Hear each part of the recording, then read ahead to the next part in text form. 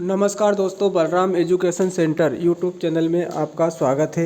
आज हम अर्धवार्षिक परीक्षा 2022-23 कक्षा 10वीं विषय सामाजिक विज्ञान के प्रश्न उत्तर देख रहे हैं। पहला प्रश्न है अपना, निम्नलिखित प्रश्नों के सही विकल्प चुनकर लिखिए। नर्मदा सागर परियोजना से किस राज्य का वन क्षेत्र प्रभावित हो रहा है? इसका सही उत्तर है मध्य प्रदेश। दूसरा है, सूती कपड़ा मिल की रूपरेखा किसने तैयार की? तो इसका सही उत्तर है बी वाला, रिचर्ड आर्कराइट। तीसरा प्रश्न है, यूरोपीय संघ का मुख्यालय है? तो यूरोपीय संघ का मुख्यालय बेल्जियम है। मानव विकास रिपोर्ट को जारी करने वाला देश का पहला राज्य कौन सा है? मध्य प्रदेश। कौन सा व्यवसाय तटीय क्षेत्र के अंतर्गत आता है? संचार। प्रश्न क्रमांक 6 अपना, आंखों पर पट्टी बांधे हुए और तराजू लिए हुए महिला किस बात का प्रतीक है? तो न्याय। प्रश्न क्रमांक 2 है, रिक्त स्थानों की पूर्ति कीजिए। पहला है, 1804 की नागरिक संहिता को संहिता के नाम से जाना जाता है?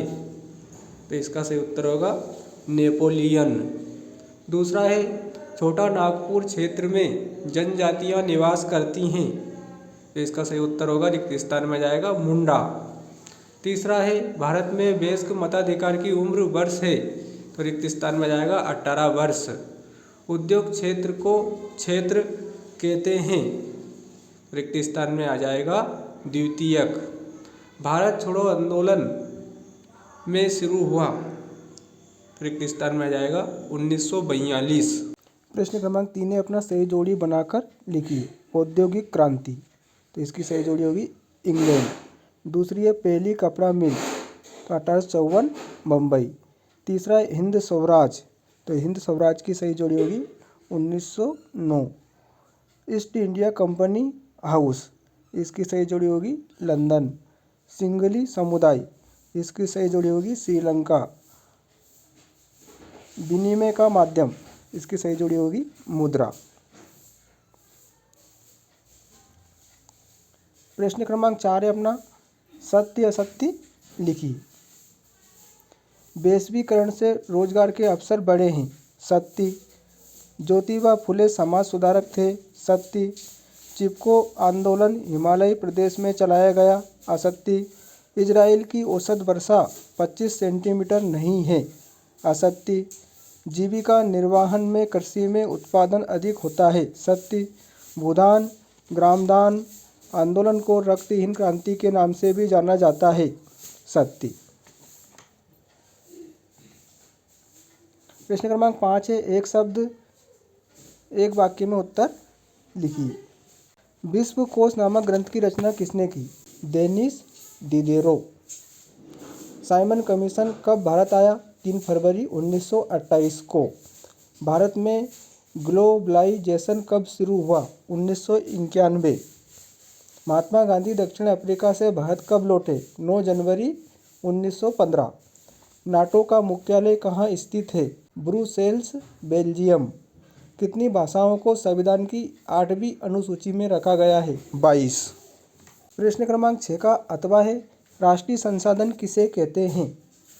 ऐसे संसाधन राष्ट्रीय संसाधन कहलाते हैं जिनका स्वामित्व राष्ट्र के पास होता है। उदाहरण, सरकारी जमीन, सड़क, नहर, रेल आदि। प्रश्न क्रमांक 7 है, आयात शुल्क से क्या आशय है? किसी दूसरे देश से आने वाली वस्तुओं पर वसूल किया जाने वाला शुल्क आयात शुल्क कहलाता है। जमशेद जी भोमे कौन थे? तो जमशेद जी भोमे टाटा भारत के पहले उद्योगपति थे।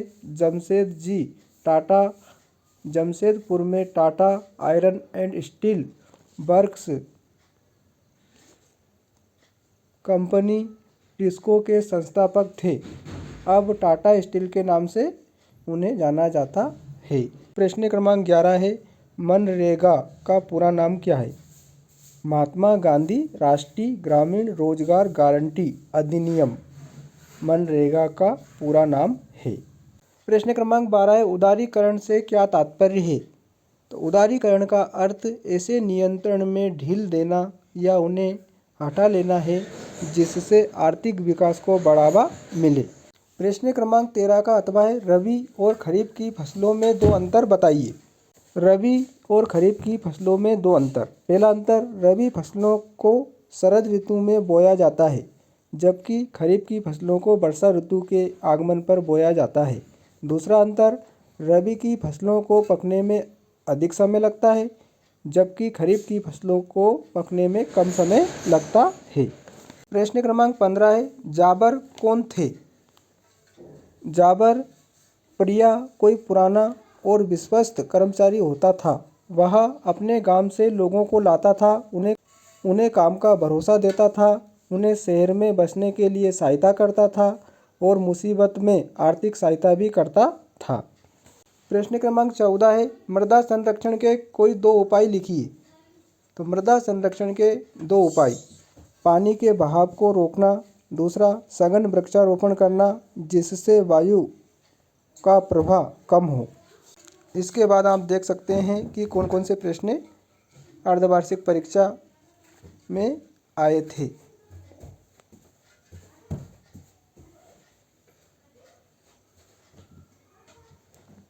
कौन कौन से प्रश्न अर्धवार्षिक परीक्षा में आए थे। तो प्यारे दोस्तों, आज हमने अर्धवार्षिक परीक्षा 2022-23 विषय सामाजिक विज्ञान के वस्तुनिष्ठ प्रश्न और 2 नंबर वाले प्रश्न भी देखें। वीडियो को अधिक से अधिक शेयर करें, लाइक करें और अगर आप Balram education centre YouTube channel पर नए हों तो चैनल को सब्सक्राइब जरूर करें। धन्यवाद।